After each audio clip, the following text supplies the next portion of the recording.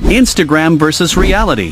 First up is Kawah Ijen in Indonesia, where you can find this crazy lake which is apparently all waste on fire, but in reality this fire absorbs extremely dangerous toxins where everyone is forced to wear this mask. Next up is the Mauna Loa Valley Trail in Hawaii, where you can take a hike for beautiful mountains on this insane trail. But in reality the trail is a little old and most of the time it's extremely foggy where you can't see anything. And lastly are the Mystic Hot Springs in Utah, where you can sit in a bathtub completely filled with water from a hot spring. And in reality this is definitely worth visiting, as you will never get an experience like that anywhere else.